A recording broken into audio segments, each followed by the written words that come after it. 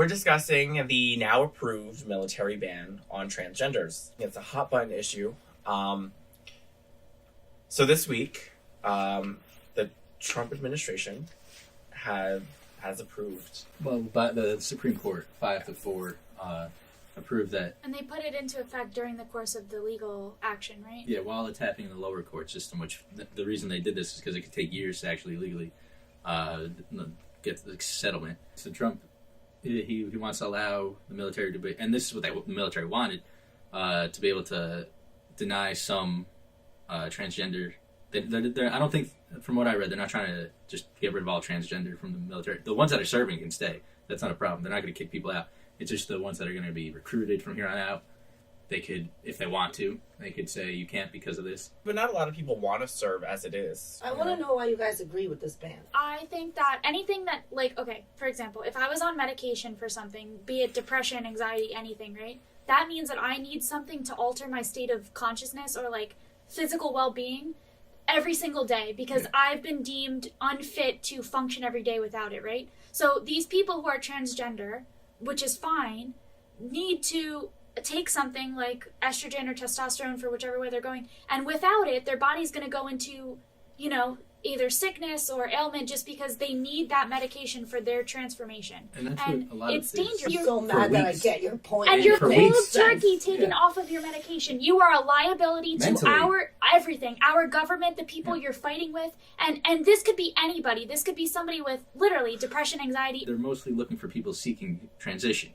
Because one, they take advantage and get the Of course. transition under the military funding, which isn't that much money. Like when they break it down, I saw it's something like $3 million a year or something for it, which isn't a lot. Like, are you being noble, or are you looking for a free gateway like to vanity get surgery that you couldn't otherwise afford? And it's not even transgender people are. I think the stat that I last heard was around like 41% are. They're likely to attempt suicide in their life, which is higher than prisoners in Auschwitz. So that's not a great mental person to send to war. And obviously there are people that can do it and that do it, and they're heroes. But if you're going to start taking away people with OCD and with this and that, you're going to try to find the best, the very best. And it's just a liability. I wear contacts, right? Like, if I wanted to be a sniper or anything, no, being serious, like, I know, though. I know, you can. And I don't want to fight and say that I should be. I know that it would be dangerous. Like, if I was put into active duty and I didn't have my contacts, I'd be unable to see. I wouldn't be able to support the troops that are fighting around me. Like, anybody that needs anything that isn't a perfectly physically fit and mentally stable person by, like, the pure definition shouldn't be out there with those kind of weapons and that kind of responsibility to fight. I think it's really dangerous. And I commend people who want to, but I think it's tough because there are people that are transgender who actually want to do it, and are, physically capable. However, with the medications that they take, it's just not possible. I think that's a little hard, like having someone that wants to do it but can't do it. It's like you're crushing someone's dreams. I got so angry because I came here like, let anybody go to the military. Doesn't matter what they are. And that medication thing just changed my mind completely. It does make sense. The government already gives us handouts, right? As it is. They can give these people handouts too. No, but I'm saying, like in that sense. It's when not it the comes financial to that. point. It's the point of you need to be deployed. So what if you have no access to your own base? medication? And you, Yeah, and no, so that you're, point I completely it's get dangerous with the for you, medication. for yourself, for your troops, for your country. It's dangerous. The only thing on this side of the argument is there's people in the military and they're doing it every day.